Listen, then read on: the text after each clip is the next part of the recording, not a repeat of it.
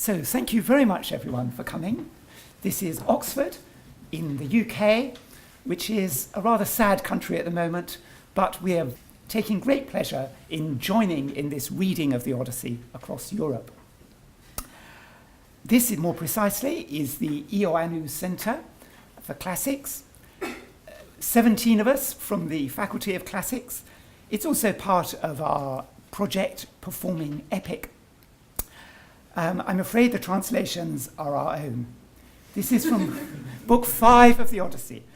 Dawn's goddess left her bed, and great Tithonus sighed. Up she rose to bring men and immortals day's light. In their council chamber sat the gods, and in their midst Zeus, who makes clamours above, in his matchless power. To these hearers, Athena recounted all Odysseus' sorrows, forgetting none. She felt for him fixed in Calypso's cave. Honoured Father Zeus, and you all, living ever in joy, no more should kings with gladness be gentle or mild as they grip their sceptres. Justice should leave their mind. Let kings forever be cruel and execute terrible acts. After all, not a person remembers Odysseus, like a god as he was. None out of the people he ruled with a father's kindness.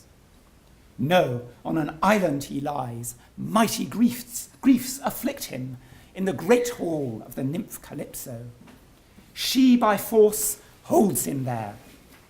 He cannot get to his own country. He has no ships with oars. He has no friends left to go with him over the sea like a beast's broad back. And now their plan is to slay his darling son. As his son heads for home, he has gone to seek word of his father, to Pylos with its shores of sand and glorious Sparta. To her spoke in answer Zeus, the clouds' assembler. Dear daughter, what words! How could they get past the fence of your teeth? Was this not what your own mind worked out? How Odysseus could return and take his revenge on that rabble? As for Telemachus, help him back on his way. That is your art. Then he can reach his own country, all unscathed. Those suitors can just come feebly back in their ship. So he spoke, and turned to Hermes, his dear son. Hermes, messenger in all these concerns, tell the nymph with her beautiful hair of our implacable command. Odysseus, who suffers much in mind, will achieve his homecoming with no help by god or mortal. He, though enduring further hardships on a hand-lashed raft, shall reach fertile Scheria on the 20th day, the land of the Phaeacians, beloved of the gods. They shall honour them in their hearts as though he were a god, and send him away in a ship to his own fatherland, laden with bronze and gold and piles of garments, more than he ever would have won in Troy, had he escaped unblemished and received his fair share. For so it is fated for him to see the ones he loves, and come again to his high-roofed home and ancestral land. So he spoke, and Hermes, the one who slew Argus, the messenger of Zeus, did not disobey. Straightway he bound his sandals, gleaming, never tarnished gold beneath his feet. Sandals that carry him over the water and over the infinite stretches of land along with the gusts of wind. He took his wand, the wand with which, whenever he likes, he charms the eyes of men or wakes them again out of sleep. Holding this fast, the strong slayer of Argus stepped out onto the air and flew. At the peak of Pieria, from the thin clear reaches of upper air, he turned and plunged to the sea. He skimmed the waves then like a cormorant, who races the deadly troughs of the bare salt sea and dives for a fish, its sleek wings wet in the foam. Like such a bird, Hermes sped along wave after wave. But when he came to the island far from the shore and left the deep blue violet sea, he walked along the dry land, as far as the wide-mouthed cave where the nymph with the beautiful hair made her dwelling. He found her there, inside. A great fire burned in the fireplace, from far away through the island, The smoke smell of easy splitting cedar and citron wood found its way. She was weaving inside and singing sweetly with her golden shuttle, back and forth and back and forth. Around the cave grew a wood. Around the cave grew and grew a wood. Alder and black poplar and scented cypress. There full-span birds rested. Owls, hawks, slim-wing cormorants who have a care for what happens at sea. Around the hollow cave was strung a young vine, with grapes on grapes. 4 fountains in order flowed white water, close on one another, now this way, now that. Around it in soft meadows softened wild violets and parsley. Coming there, even an immortal might wander, looking, and of it have its hearts full. There stood the messenger Argiafontes, but when he'd wondered at it all in his heart, he went straight away into the wide cave. Calypso didn't fail to recognize him. You see, the immortal gods aren't unknown to one another, even if one has her home far away. But he did not find great-hearted Odysseus inside, who was weeping, sat on the shore. It was a habit now with him, with tears and groans and aches beating his heart. He watched the barren sea, offering tears. Calypso, lovely goddess, inquired of Hermes, when she had sat him in her highly polished chair. Hermes, with the golden wand, honoured and dear, why on earth have you come to me? For you have not been here often before. Say what is in your mind. My heart commands me to do it, if I am able and if it can be done. But come through so I can lay out the gifts of hospitality beside you. So saying, the goddess set a table before him, filled it with ambrosia and mingled the red nectar. The swift runner ate and drank, and when he had feasted and cheered his soul with food, only then did he speak in response. Goddess, you ask me, a god, about my coming. I will answer you truthfully, since you ask. Zeus ordered me to come here, against my desires, for who would willingly cross this glut of brine? There is not even a city nearby of mortal men who offer sacrifice to the gods and hand-pick hecatombs. But neither is there a way for another god to thwart or override the mind of aegis-bearing Zeus. He says there is a man with you, most miserable of all the others who fought around the city of Priam for 9 years long, and took it in the 10th, then went home. But on their way they offended Athena, who stirred up an evil wind and lofty waves against them. There they perished, the peerless number of companions to him whom the waves and the wind carried and drew to here. Him now Zeus has ordered you to send back, as swiftly as can be done, for it is not his lot to die far from those he loves, but still to see them it is granted, to reach his high-roofed house and his native soil. That's what he said. Calypso, lovely goddess, bristled and confronted him, gave voice to words with wings. You heartless males of heaven and your peerless envy. You get jealous of us goddesses who go to bed with humans when we make them husbands lovingly and in the open. Like when rosy-fingered morning chose Orion. Then you gods, who have it easy, seethed with envy until Artemis, Miss Purity, up on her golden throne, murdered him with her dainty arrows in Ortygia. And like when lovely-haired Demeter gave in to her passion, lying down with Iasion in love and union on a field of deep-delved earth.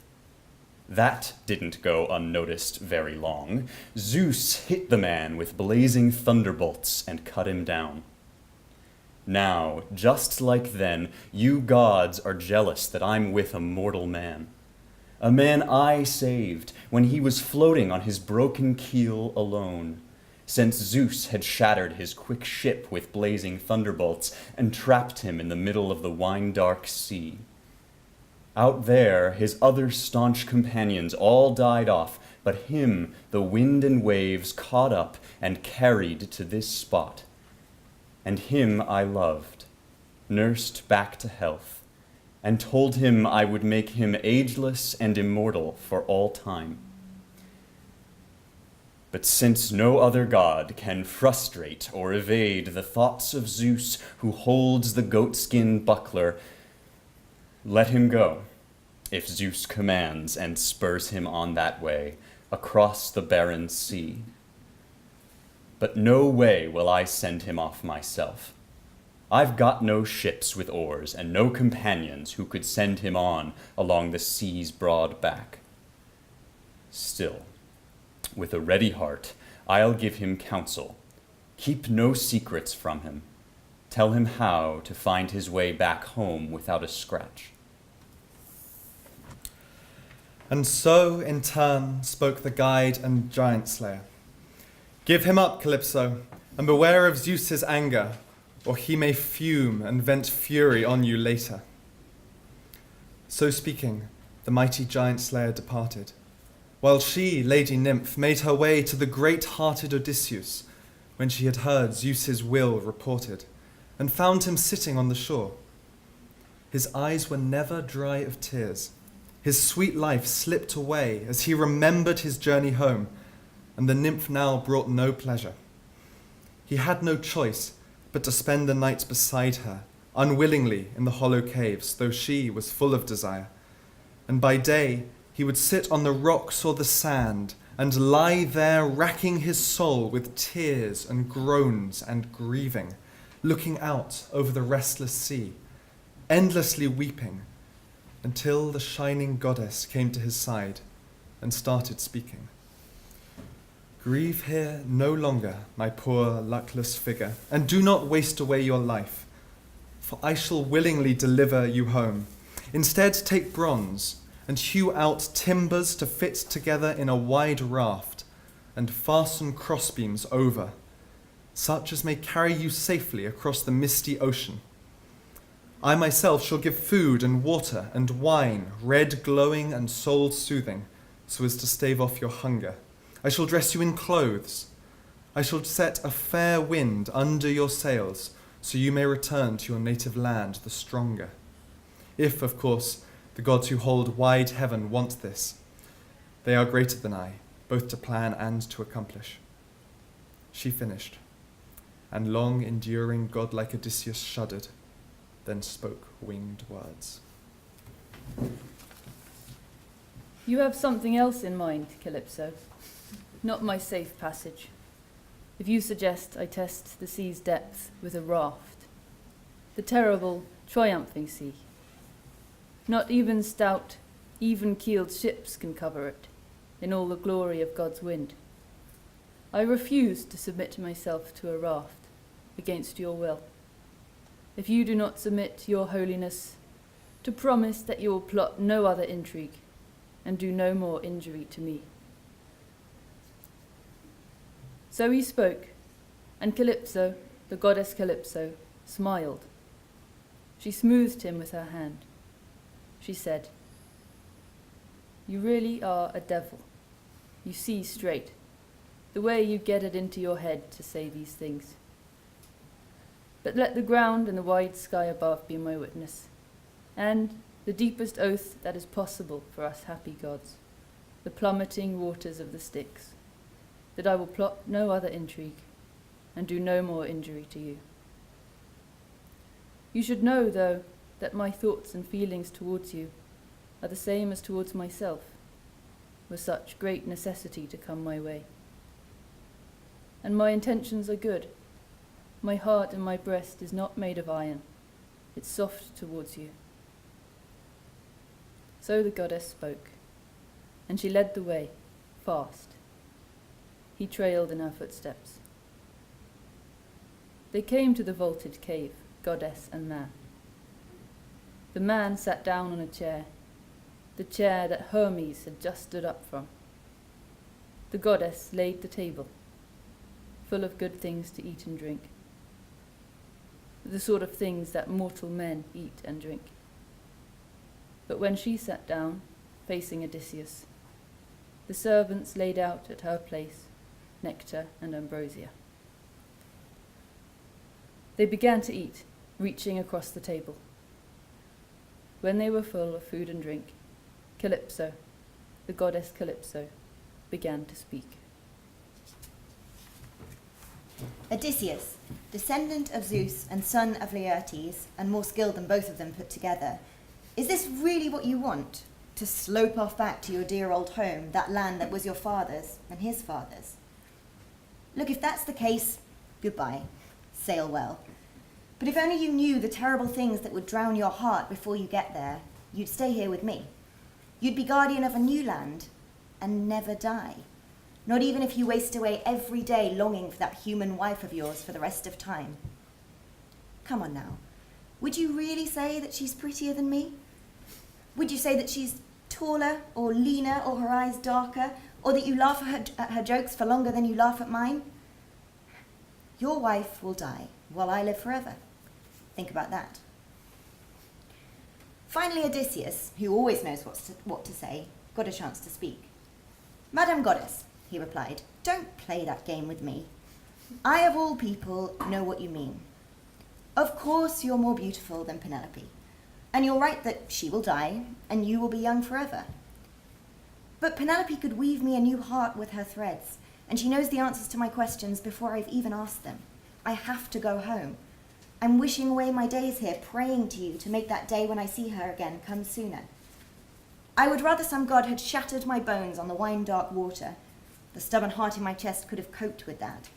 It's not as if I haven't survived much worse already on the swollen waves and in the wars. Let me go home. He paused. After this. He raised his eyebrow in the direction of the goddess. The sun had now sunk, and a sudden twilight fell over them. They found themselves returning to that familiar nook in the hollow cave, consoling themselves with each other's bodies, each refusing to leave the other's side, for now. But when Dawn, who always comes too early, tickled their naked bodies with her rosy fingers, Odysseus pulled on his tunic and his woolen cloak, while the nymph put on a white dress that looked almost silver in the morning light, finely spun and hanging straight down over her body. She buckled up her favourite gold belt around her waist, and to her head she pinned a veil, almost like a bride's, though she knew that Odysseus had to go. She then contrived a means for great-hearted Odysseus to travel. She gave him a fair-sized axe which fitted the grip of his strong hands. The head was of bronze with a double edge, and the beautiful handle, fashioned of olive wood, was tightly fitted inside it.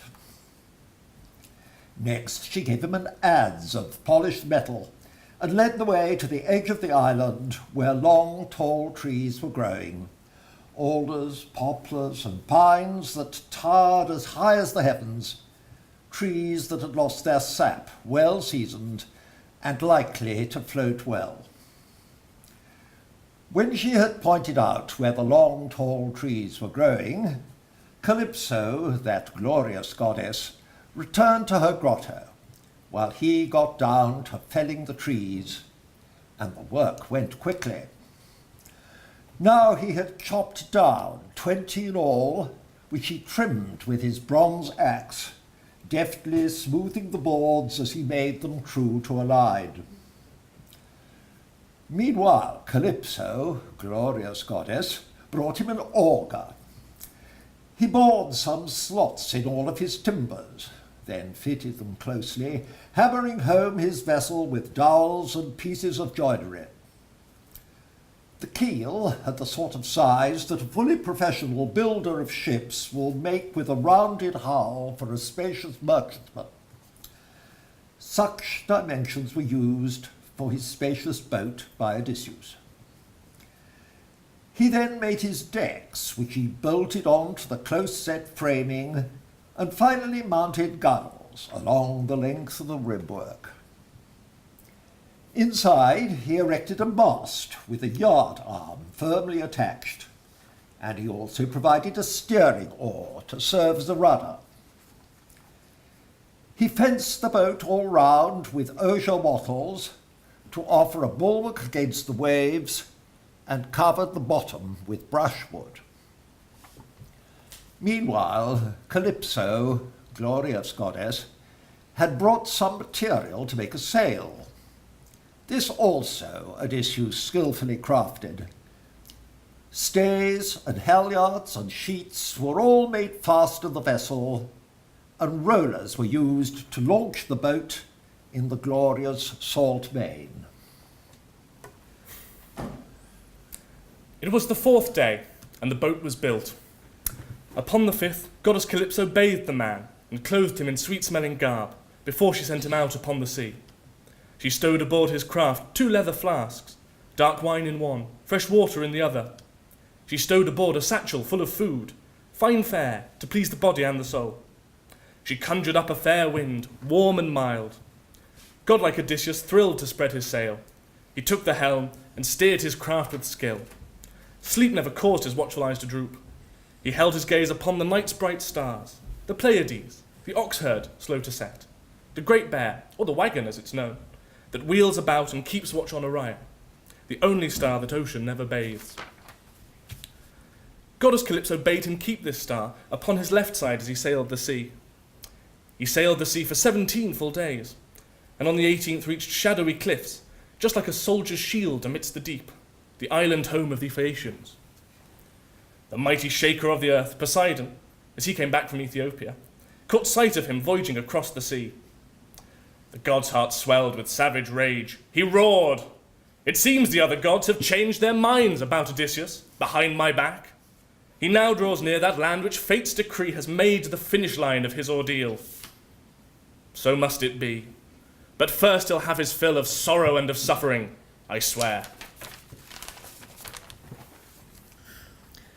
So having spoken, Poseidon gathered the clouds and stirred up the sea, grasping his trident in his hand.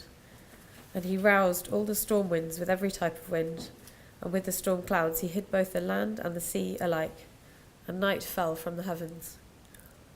And so the winds fell, both Eurus and Notus, blustering Zephyr, and even cloud-born Boreas, stirring up a great swell. And at that time Odysseus lost his knees and his dear heart, and so disheartened he spoke to his own great-spirited soul. "Oh, I am a coward. What now finally is happening to me? I am afraid, lest the goddess spoke everything truthfully, the one who spoke to me on the sea, that I shall never reach the land of my fathers, and I shall sail out into more suffering. And indeed, everything is now being accomplished, as many shadows as used surrounding his wide heaven, and he has stirred up the sea, the whirlwinds and the storm winds rage furiously against me, and now complete and deep destruction awaits me.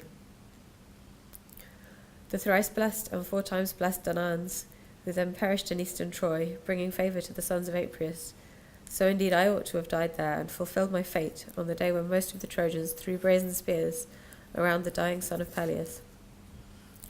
On that day they received their funeral rites, and the Achaeans gave glory to me, but now a lamentable death is appointed by fate." After he had spoken these words, Poseidon drove a great wave down from above, rushing terribly towards him, and it broke very near him. And Odysseus himself fell, far from his raft, and the rudder dropped from his hands. A terrible tempest broke the mast in the middle, while the winds were mixing, and far off the sail and the sail yard fell into the sea. And the raft held him under water for a long time, but he was not even able to raise himself up under the assault of the great wave, for he was burdened by his clothing, which shining Calypso had given him. At length he surfaced, dripping bitter brine all down his face, and spitting it from his mouth. Yet weakened as he was, he kept his mind on his raft. He flung himself through the waves, and grabbed it, and settled squarely on it, evading death. A heavy swell pushed it about on the current, this way and that, as when the north wind in the dog days of summer blows thistleheads around on the plain, all jumbled together, so the winds bore the raft along on the open sea, this way and that. Now the south wind tossed it to the north to carry, now the east gave up the chase to the west. Then Leucothea caught sight of him, Cadmus's slender-ankled daughter Ino. She once spoke with mortal voice, but now was in the salty depths, apportioned a share of honour from the gods. Her heart went out to Odysseus, his wandering, his sufferings. And like a seabird on the wing, she emerged from the water, perched on the raft, and spoke to him. Unhappy man, why ever does Poseidon's wrath fall so hard on you? Why this thicket of disasters sown in your way by the earth-shaker? He won't destroy you, you know, however furiously he wants to. I see you have your wits about you, so follow these instructions very closely. Take off those clothes and leave your raft to be borne on the wind. Instead, use your hands and swim. Make for safety in the Phaeacians' land, for there you are destined to find refuge. Here, take this veil and wrap it round your waist. It is divine, and you need not fear harm or death. But once you have the dry land in your grasp, untie the veil, cast it far from the shore into the wine-dark sea, and turn away yourself. Thus then spoke the goddess, whose veil was given to Odysseus. But she, into the deep ocean, where the wave back again dove, in form like to a gull, hidden in that watery darkness. Thus perplexity came to divine, enduring Odysseus, who, irritated, gave address to his own spirit and spoke. O alas, I fear, lest to come is some treachery woven by this strange goddess, urging me to get off the ship and swim. However, not yet am I convinced. To my eyes, far away, long over the sea, is a land where foretold is my ultimate escape. But hence is how I'll now act, for this plan appears best. Whilst all beams of the raft fitted in the sockets stay, I'll be on the deck and endure though through sufferings great. But should some surging waters smash this ship asunder, I shall swim, since I could no wiser stratagem find. Whilst Odysseus was then mulling over this in spirit and mind, a great breaker Poseidon sent, lord, shaker of the ground, grievous and mighty, towering, then drove it upon him. Like agitated and stormy winds can rattle heaped chaff, all dried out, and then scatter it hither and thither askew. So it did scatter the great beams freely, and yet Odysseus bestrode one of the beams, as if astride some stallion swift, stripped off his raiment, that given by holy Calypso, and that veil round his chest he knotted at once. But he himself plunged head first down into the ocean, eager for the swimming. But that god, shaker of the ground, did see, and nodding these words to his spirit addressed. Now suffer umpteen ills, whilst wandering over the ocean, till you mingle again with men whom Zeus cherishes much. For miseries, thou shalt not be contemptuous of these. So he speaks. He puts his fine-maned team of horses to his whip. He comes to Aiga, where his renowned palaces place themselves. But Athena, Zeus's daughter, notices. She binds down the pathways of the other winds, latches, informs them that they are to stop. She sends them all to sleep. She raises swift Boreas, flattens the waves in front of Odysseus. She ensures he will be among the Phaeacians, famous for their skills with oars. Odysseus, divinely appointed, king, escaping death and the fates. From there, 2 days, 2 nights, on a swelling moment of wave, he is lifted, scattered, this way, and many times in his heart he sees ahead of himself his own heart end, a few days maybe. But then, dawn, bright-haired, lifts the 3rd day, and the wind stops. There is a calm. He sees, lifted on a swell of moment where the sea raises opportunely, using that to look as far as he can, and he sees ahead, near ahead of himself, land, and survival to children, as their father in his bed fevers, lying at death's door, suffering terrible, dreadful pains, is released. The hateful divinity who has been assaulting him in the air around his bed changes to the gods who release him.